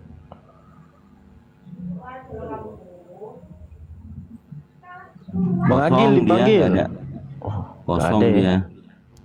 Salah. Kelarin dulu nih Bang Krisnanya gitu. Host atau moderator. Jangan Maksud di ini saya dulu. begini, maksud saya begini. Kadang orang kalau lagi bingung ya, pasti pengen mempunyai teman bicara yang dipercaya. Apa yang harus dilakukan dalam kebingungan ini? Pastinya kan bingung itu bukan tidak ada sebab, pasti ada sebab. Apa dasar kebingungannya? Nah, ini apakah mau lewat DM pribadi atau di sini sekalian? Apa sih yang membuat bingung? Bukan karena mau asadunya atau tidak, tapi apa yang mengganjal, apa yang masih membebani, gitu loh. Kalau seorang mualaf kan pastinya faktor keluarga, pastinya. Kemudian takut, kekhawatiran. Kalau nanti setelah jadi orang Islam, apakah tetap sendiri, kemudian dimusuhi keluarga. Saya aja sama Alfi, ya pastinya sekarang lagi di Bandung nih sama-sama. Ya karena sudah kenal, kita menjaga tali silaturahmi. Ada apa-apa dengan Alfi telepon Kang Dito, ya Kang Dito datang ke Alfi. Jadi poinnya, orang Islam itu yang utamanya hablum minan nas adalah menjaga tali silaturahmi. Kalau yang sebagai pendakwah seperti ini, itu dalam ukhuwah Islamiyah. Kalau tadi menyaksikan, karena tadi kan masuk, ada namanya si topik tadi kan, ini ada apa, ada apa. Pasti itu ada pertanyaan, nggak mungkin tidak. Ya nggak? Nah ini, ya kalau misalnya memang berkenan mau minta advice dari Bang Zuma, kan Krisna udah tahu Bang Zuma. Bahkan ada satu cewek itu Gris. Itu mau ngomong sama Bang Zuma aja takut. Akhirnya ke Kang Dito. Tapi dia tinggal izin ke gembalanya. Insya Allah dia akan hafah menjadi orang Islam. Nah tinggal Krisna. Krisna kemarin kan sudah sempat diskusi dan sharing sama Kang Dito. Cuman karena ini urusannya adalah hablum minallah ya. Setiap manusia memiliki free will untuk menentukan. Nah kami di sini bisa membantu menjadikan advice dan juga menjadi saudara seiman kalau diragukan dari keluarga-keluarga yang di agama sebelumnya, begitu. Ya silakan. Poin dari kebingungannya apa disampaikan. Siapa tahu Gurunda Bang Zuma bisa memberikan advice begitu. Silakan.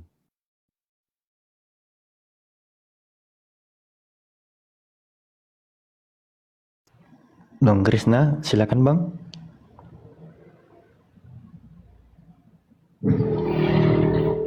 Ya saya masih bingung bang, masih belum tahu pikiran saya mau gimana. Jadi seperti apa ya? Hmm. Nggak tahu saya ngomongnya bang. Oh ini momen dimana kepalanya berisik nih Kang Dito. Dan di beberapa teman-teman kita yang sudah mualaf ya, memang melewati fase-fase begini memang. Tapi untuk Iya. apa yang abang tanyakan tadi kan innama a'malu binniyat gitu kan. Kembali lagi kepada niat.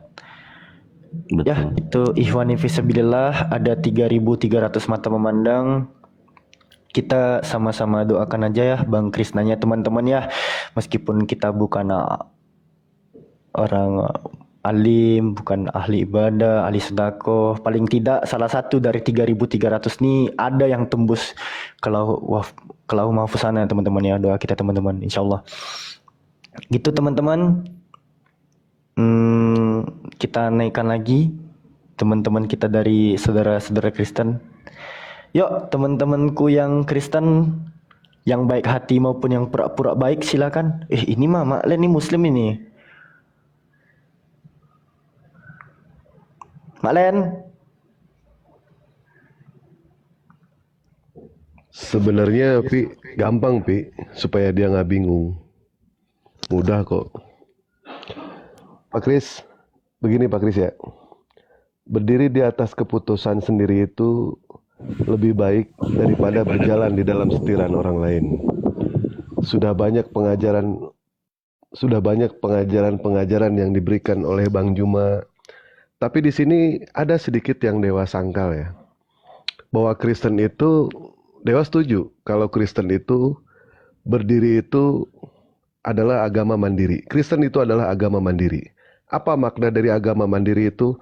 Tuhannya bikin sendiri, nabinya bikin sendiri, kitabnya bikin sendiri, cara ibadahnya bikin sendiri, aturan-aturannya dibuat sendiri. Jadi semua ajaran kekristenan itu tidak ada sama sekali petunjuk dari Yang Maha Kuasa, tetapi semua dibikin oleh sendiri. Karena diklaim kalau Kristen itu adalah ahli kitab. karena kita tahu ya, yang namanya ahli kitab itu orang yang pandai membuat kitab. Orang yang pandai membuat kitab. Apakah di Islam ada yang mengklaim dirinya ahli kitab? Tidak ada. Karena Islam tidak diperkenankan untuk membuat yang namanya kitab. Kami sudah punya yang namanya Al-Quran Nur Karim. Nah, ketika yang namanya Bang Kris itu bingung. Kenapa? Karena tadi pertanyaan tadi saja, apakah mungkin yang namanya Tuhan menubuatkan Tuhan? Ini hal yang tidak mungkin. Masa ada Tuhan dinubuatkan? Nubuatan itu sesuatu yang belum ada dan akan ada. Contoh kepada Nabi itu nubuatan, kita setuju. Tetapi kalau Tuhan dinubuatkan, ini sudah di luar nalar ini. Tidak mungkin yang namanya Tuhan dinubuatkan. Tidak mungkin yang namanya Tuhan mengatakan di dalam kitab sucinya itu ada. Itu tidak mungkin. Di dalam Al-Quran tidak ada pernyataan satupun juga mengatakan bahwa Allah itu ada. Tidak ada. Tidak akan pernah ketemu. Kenapa? Karena Allah itu maha ada. Tidak mungkin Allah mengatakan aku ada. Seperti halnya Yesus mengatakan aku ada sebelum Abraham ada. Jelas ada yang mengadakan. Nah, kalau misalkan Allah Subhanahu wa Ta'ala dalam Al-Quran ada tidak mengatakan bahwa beliau ada? Tidak akan pernah ketemu. Karena Allah itu maha ada. Allah yang mengadakan semuanya. Ketika yang namanya Bang Kris itu bingung, jawaban kebingungannya itu cuma satu, Bang Kris ya. Kalau Bang Kris ingin masuk ke surga, ikuti apa yang dikatakan oleh Yesus. Kalau Bang Kris ingin masuk ke dalam neraka, ikuti apa yang dikatakan Paulus. Nah, siapa tokoh sentral utama yang harus kita ikuti? Jelas itu Yesus. Tetapi kenapa mereka lebih banyak mengikuti yang namanya Paulus, tidak mengikuti yang namanya Yesus? Disinilah kebingungan itu, Bang Kris. Ketika Bang Kris merasakan kebingungan, jawabannya cuma satu, Bang Kris. La ilaha illallah Muhammad Rasulullah. Bingung, tidak ada lagi. Itu solusinya. Cobalah berpikir sama Pak Kris di situ ya. Tadi ada juga ya yang mengatakan Islam, ada oknum Islam yang mengatakan, mohon maaf ya, Yesus itu asu. Kalau Dewa beberkan bukti nih ya, tadi kalau Dewa tidak menghormati yang ada di atas di sini, sudah Dewa habisin itu kata-kata seperti itu. Bahkan Dewa siap memperlihatkan yang namanya bukti. Bukti Kristen itu seperti apa perlakuannya kepada Islam kalau Islam itu minoritas. Dewa bukti banyak. Pada saat kita berdiskusi, dia mengatakan, mengklaim begini, itu cuma klaim. Apakah kita percaya begitu saja? Tidak, Pak Kris. Kita tidak akan percaya begitu saja. Kenapa? Allah Subhanahu wa Ta'ala menciptakan manusia itu memiliki yang namanya banyak kuping, banyak mata, tapi kenapa sedikit mulut? Tapi kenapa cuma satu mulut? Agar kita banyak melihat, banyak mendengar, sedikit bicara.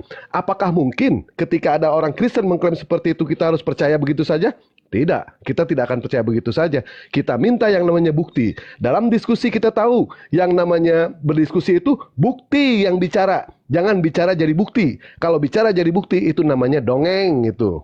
Dongeng, tidak usah percaya seperti itu ya. Itu cuma akal bulus dia aja. Begitu Pak Kris ya. Dia tidak menerima kalau misalkan Tuhannya itu dikatakan asu, tetapi dia menerima kalau Tuhannya dijadikan sebagai bahan pelecehan seksual. Tuhannya diterima ketika Tuhannya dipermalukan. Dewa sering mengatakan seperti itu. Kenapa mereka mempermalukan Tuhannya? Kok begitu luar biasa gitu ya? Sampai Tuhan mereka itu dipajang, dilihatkan oleh para jemaat, tidak menggunakan baju, tidak menggunakan celana, auratnya kemana-mana. Apakah mungkin yang namanya Tuhan diperlakukan seperti itu? Coba berpikir di situ. Kita punya orang tua kita itu diperlakukan seperti itu. Kira-kira kita sebagai anaknya Marah atau tidak? Bohong kalau kita tidak marah. Masa orang tua kita ditaruh fotonya di ruang tamu, tidak menggunakan baju, tidak menggunakan celana, mungkin tidak diperlihatkan sama tamu yang masuk ke rumah. Itu hal yang tidak mungkin. Itu dipermalukan. Makanya ya, satu-satunya agama ya yang menghinakan nabinya itu cuma Kristen loh. Satu-satunya agama yang menghinakan, menghujat Tuhannya itu cuma Kristen. Mungkin tidak masuk ke surga dengan cara menghinakan yang namanya Tuhannya. Sependek ilmu pengetahuan kami sebagai umat muslim, yang namanya Tuhan itu dimuliakan, yang namanya Tuhan itu diagungkan, yang namanya Tuhan itu kita sujud. Ini Tuhan dipermalukan, Kris. Wajar tidak, Kris? Tuhan Pak Kris yang dianggap Tuhan, anggaplah dia bukan Tuhan, anggaplah dia nabi, wajar tidak? Yesus Kristus yang dianggap dimuliakan itu dipermalukan. Wajar tidak, Kris?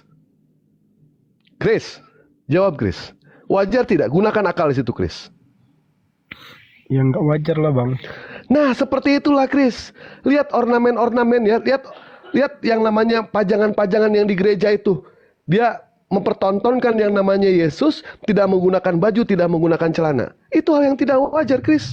Tuhan diperlakukan seperti itu. Tidak mungkin. Apalagi di dalam Islam kita tahu dosa besar itu, di mana dosa besar itu adalah menyekutukan Tuhan.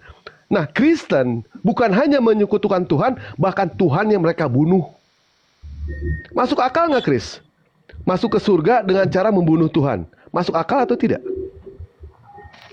Ya nggak masuk akal, Bang. Nah, seperti itu, Kris.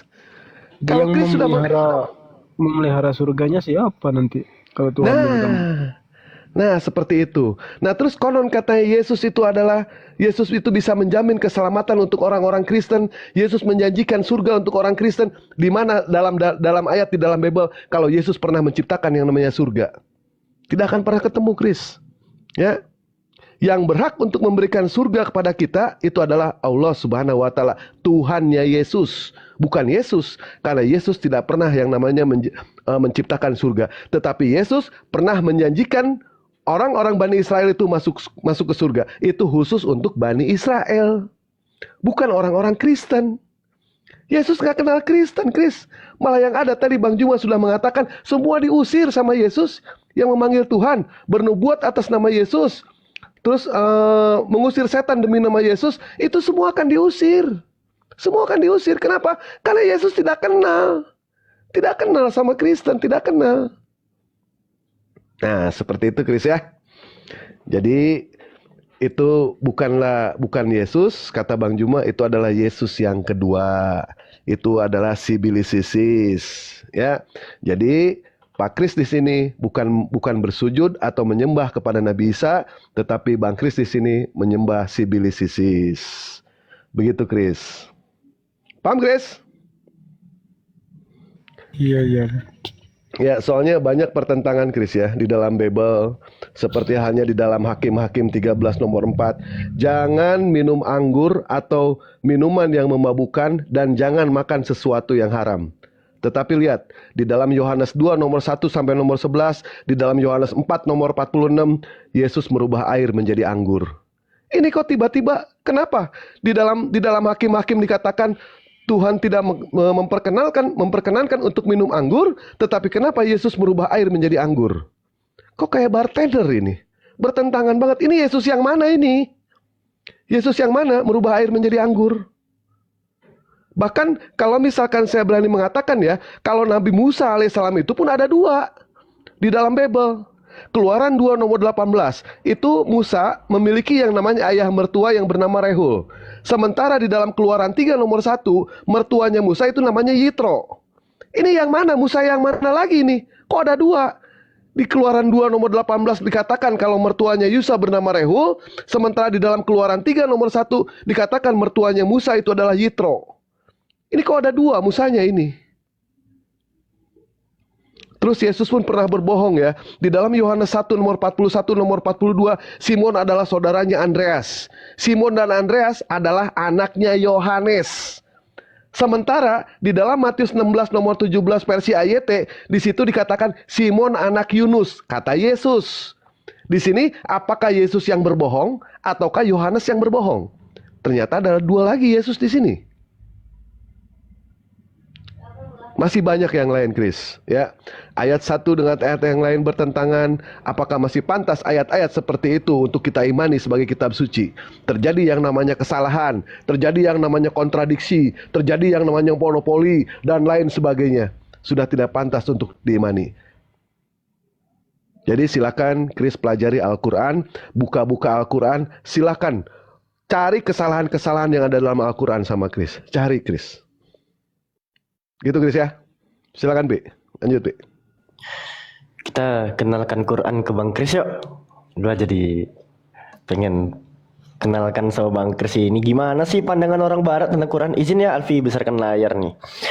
Jadi teman-teman Iwan Fisabilillah ya khairul ummah, izinkan Alfi membawakan data. Ini udah sering juga kita bawakan data ya teman-teman ya.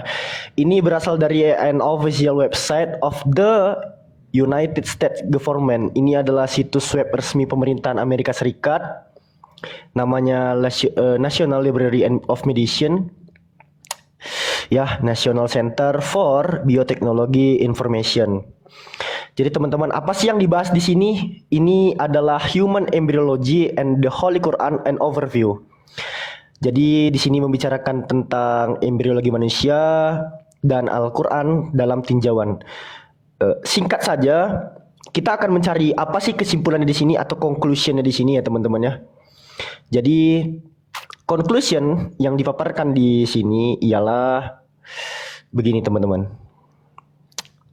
Ya, conclusionnya atau kesimpulannya dikatakan begini nih. Barangkali Bang Krisna juga pengen tahu. Kesimpulannya ialah Al-Quran suci berisi uraian yang komprehensif tentang perkembangan manusia. Tidak ada catatan yang jelas dan lengkap tentang perkembangan manusia seperti klasifikasi, terminologi, dan uraian sebelumnya.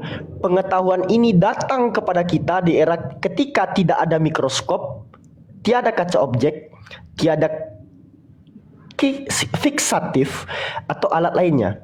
Dan terutama uraian ini diriwayatkan oleh seorang yang buta huruf. Siapa yang akan mengungkapkan informasi ini kepada kita kecuali dari sang pencipta itu sendiri. Jadi Bang, ini adalah conclusion di mana sebelum kesimpulan ini ditarik oleh para ilmuwan dari barat, terutama dari Amerika, mereka membahas, meninjau tentang bagaimana Al-Quran itu menceritakan tentang embriologi manusia. Dan beberapa dalil-dalil Al-Quran mereka kutip. Salah satunya Alfi bisa kasih lihat teman-teman bahwa para ilmuwan ini mengutip surah apa? Al-Mu'minun. Surah yang ke-23 ayat 12 dan 14. 12 sampai 14 gitu teman-teman.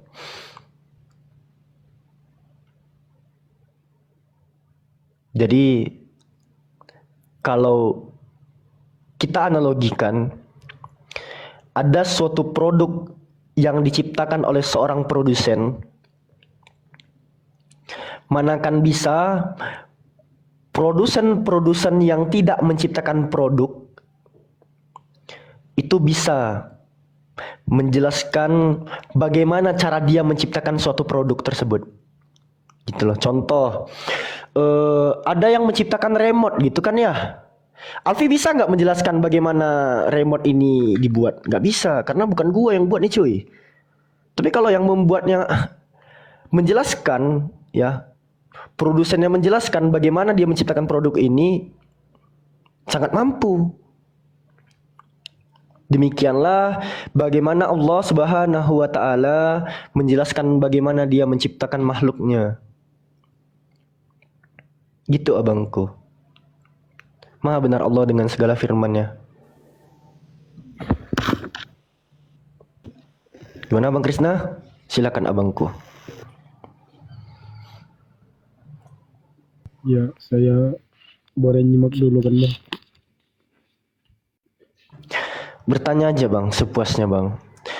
Karena yang kami lihat semua ini, abang kayaknya kebingungan tentang Islam gitu. Apa sih yang mengganjal di Islam Bang?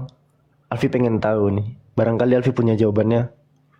Atau guru-guru Alfi di sini punya jawabannya. Silakan aja Bang bertanya soal Islam Bang.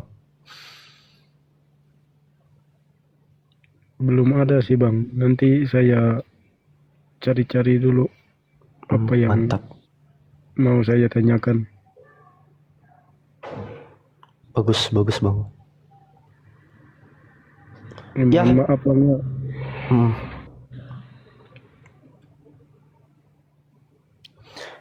Nggak perlu minta maaf. Nggak perlu lah. Minta maaf. Nggak apa-apa. Minta donat nggak apa-apa, minta donat nggak apa-apa. Maaf jangan. Nggak gini aja Pi.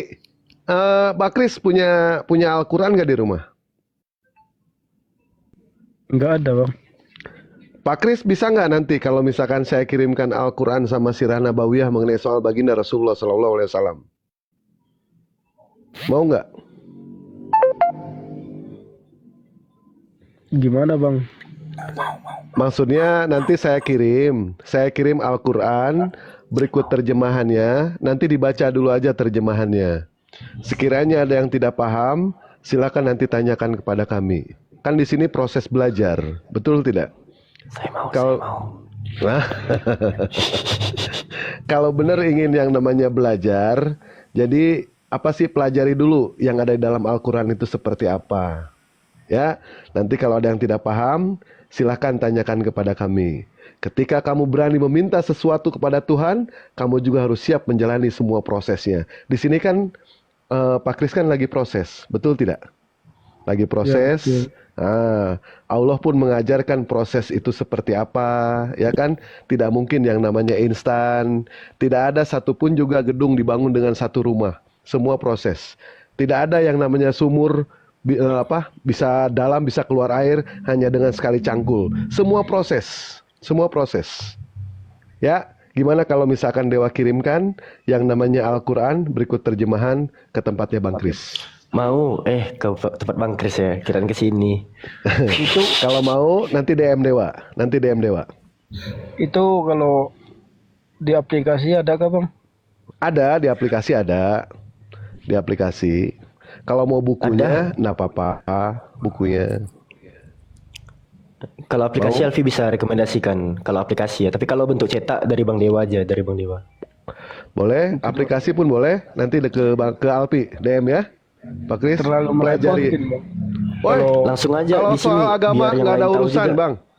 Kalau soal agama mah kita seneng Bang. Ya, saya siap korban demi agama Bang. Bahkan mertua pun saya siap gadai Bang. Kalau buat agama. Wiss. Ngeri. Mau, Bang? Alfi spill aja aplikasinya biar untuk teman-teman yang lain juga. Kebetulan ini cukup bagus, izin ya.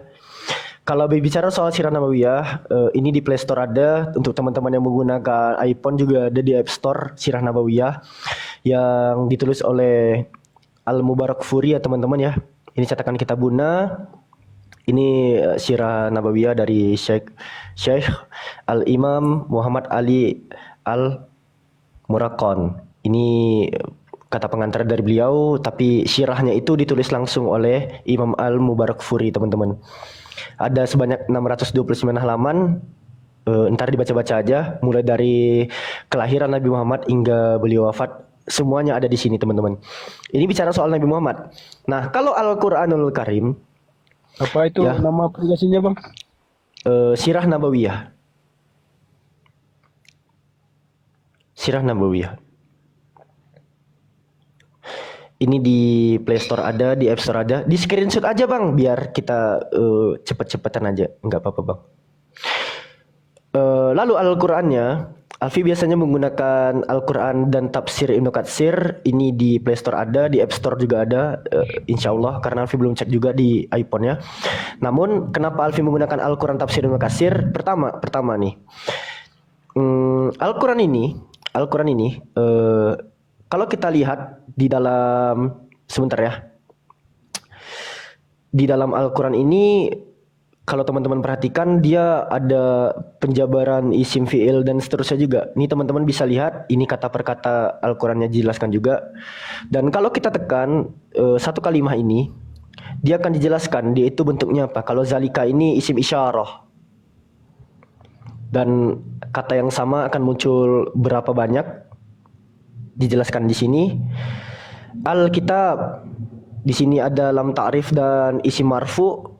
Bagi teman-teman yang mungkin seperti Alfi tidak pernah ikut ngaji di pondok pesantren, setidaknya ini sedikit membantu lah. Tapi kita perlu guru juga dalam belajarnya teman-teman ya. Nanti di sini ada lam nafi, huruf nafi gitu ya teman-teman ya. Lalu ya dijelaskan lah ada isim mansub, isim marfu gitu teman-teman. Bagi teman-teman yang enggak tahu klasifikasi kalimahnya itu seperti apa, di sini bisa teman-teman pelajari. Namun ingat ya, Alfi bukan menjadikan ini rujukan untuk belajar atau tidak. Tetap mempelajari ulumul Quran itu memerlukan ilmu yang berasal dari guru, terutama guru yang bersanad. Gitu teman-teman. Nggak apa-apa kalau dikatakan ini ketinggian tidak. Di sini ada tafsir Ibnu Katsir, Muyassar juga dan Kemenak. Dan kalau kita pergi ke settingannya pun ada tafsir dari Imam Ibnu Katsir teman-teman. Ya harus ada guru, betul-betul kok teman-teman. Alfi nggak mengatakan ini bisa dipelajari atau tidak. Tapi ini setidaknya bisa membantu teman-teman mengenali bakosam seperti apa, lanafi seperti apa, gitu ya teman-teman ya. Terus waw atof itu seperti apa, ya paling tidak teman-teman tahu dulu. Jadi nanti bisa dipresisikan lagi, bisa diasah lagi dengan teman-teman mendatangi guru-guru. Gitu. Ya, coba saya izin download dulu bang. Ya boleh. Kalau ke ini kamus-kamus bahasa Arab Al-Munjid, Mushaf Qiraat itu jangan ya. Lalu ke hadis teman-teman, Teman-teman bisa mendatangi ensiklopedia hadis. Kenapa menggunakan ensiklopedia hadis? Karena insya Allah di sini ada semua sih, insya Allah ya. Gitu.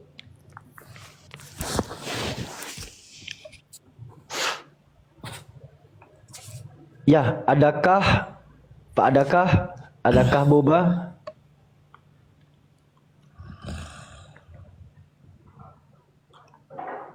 Ngorok dia weh, turunkan aja. Tapi kalau hadis itu yang aplikasi bagus itu ada di laptop Dinda Alfi. Oh, hadis soft. Android nggak bisa masuk di situ. Hadis soft ya? itu bagus. Kenapa saya bilang bagus? Ya, kenapa saya bilang bagus? Yang pertama di dalam sanadnya itu sangat jelas sekali dia hidup tahun berapa, beliau hidup tahun berapa, beliau meninggal tahun berapa, beliau lakopnya apa, kunyahnya apa, dari keturunan siapa, dari bangsa apa, itu jelas di hadis soft itu. Betul. Itu. Tapi kalau di ini ya cuman sekedar sanad gitu aja. Sanad doang. Sanad doang. Sama derajat hadisnya gitu. Iya, cuman itu doang sih Dinda Alfi. Kalau saya boleh bilang lebih komplit mana ya lebih itu kan ada kan itu kan. Cuman kan nggak selengkap yang di hadis soft itu kan.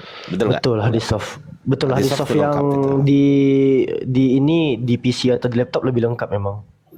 Ya itu hanya bisa di PC. Aku sempat coba di Android nggak bisa ya. Oh itu cuma ada di laptop, Bang Ardi? Bukan, maksud saya itu hanya cuman bisa diinstal di PC, entah itu laptop ataupun komputer rumahan biasa. Yang jelas itu nggak bisa diinstal di tablet atau Android apapun nggak bisa. Padahal kalau itu misal bisa diinstal di Android, keren loh itu, bagus loh itu. Coba yang di bawah ada yang punya laptop nggak? Kirim satu-satu.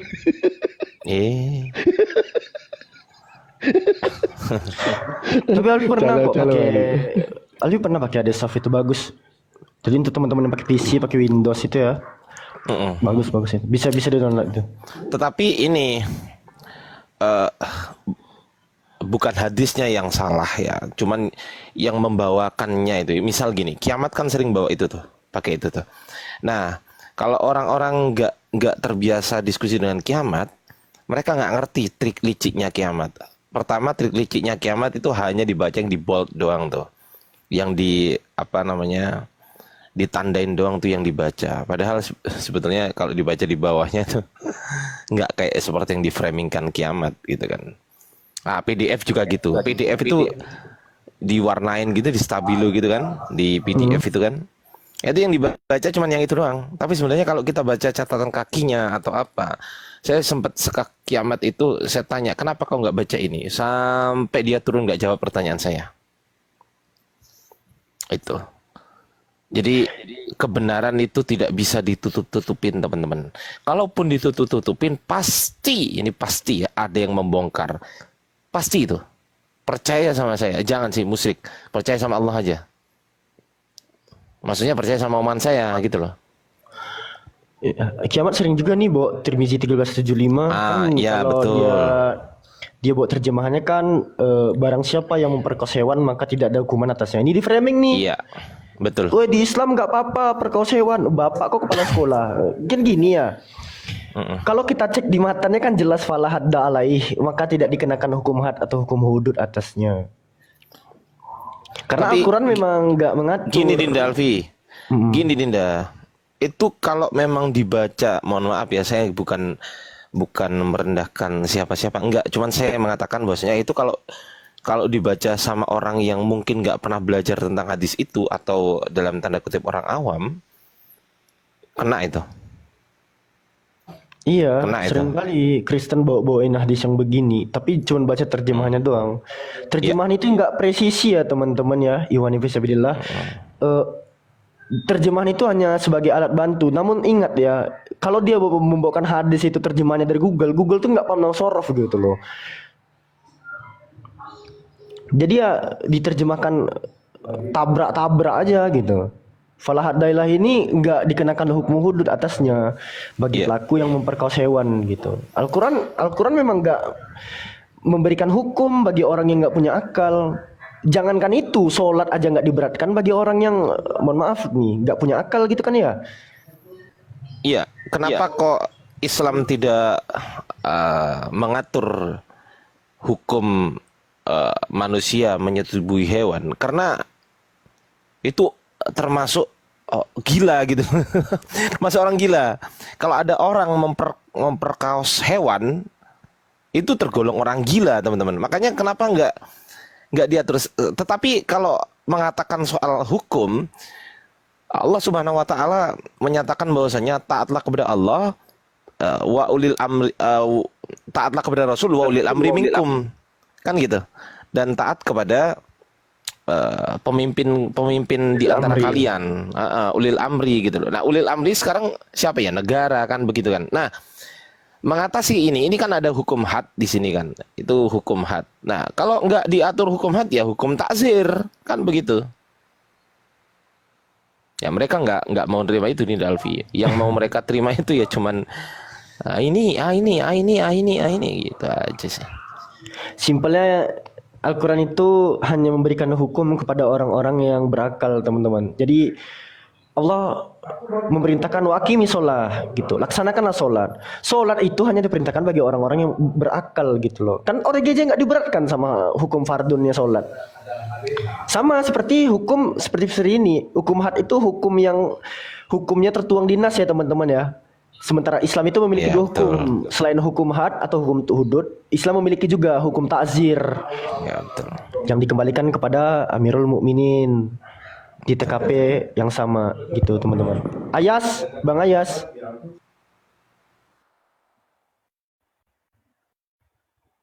Bang Ayas. Oh, Bang Ayas. Duh, kemana Dinda Alfi? Enggak, Alfi kecilin badan. Mengosongkan diri. Oke, saya persilakan kepada teman-teman Kristen yang ingin belajar Bible. Kita akan bantu dengan sekuat hati, dengan ikhlas, tanpa memungut perpuluhan. Sekali lagi, bagi teman-teman Kristen yang ingin belajar Bible, inilah tempat yang betul. Inilah tempat yang benar. Anda tidak akan tersesat. Gratis ini, tidak akan dipungut biaya 1% pun, nggak akan, apalagi perpuluhan 1% aja nggak ada, ya kan? Apalagi 10% nggak ada. Gitu. Ya bagi yang ini khusus bagi yang ingin waras ya, mohon maaf ya. Nah, tadi kan di bawah ada yang bilang ogah gitu. Nggak apa-apa. Kan ini khusus yang ingin waras. Saya nggak memaksa teman-teman yang nggak ingin waras. Oh, boleh. Boleh, teman-teman Kristen boleh memilih ingin waras atau ingin sakit. Itu hak masing-masing, teman-teman. Bagi yang ingin waras, monggo naik ke atas belajar. Gitu loh. Tapi bagi yang nggak ingin waras, nggak ada masalah gitu loh. Kami nggak akan maksa. Kamu harus waras. Enggak. Kami nggak akan maksa kok. Kalau kamu sakit, silahkan sakit. Kalau kamu pengen waras, silahkan naik. Kan gitu. Aku nggak akan maksa ya. Mohon maaf ya tadi siapa yang mengatakan ogah tadi ya. Mohon maaf ya bang, kalau anda nggak pengen sembuh, loh itu bukan urusan saya gitu loh. Bukan urusan saya. Gitu ya. Loh. Kadang perkataan saya ini memang nggak teriak-teriak teman-teman, nggak teriak-teriak, cuman kadang sampai ke hati itu menusuk gitu, nggak enak gitu, nangis kalian nangis ya. Lanjut silakan. Lembut tapi ke ulu hati ya. Iya nangis kan. Duh, iya kan betul kan. Coba gimana nggak saya mengatakan mereka nggak waras. Coba ada yang dinyatakan oleh mereka bahwasanya Tuhan menjadi manusia. Bayangkan coba. Ketika saya tanya apa definisi manusia?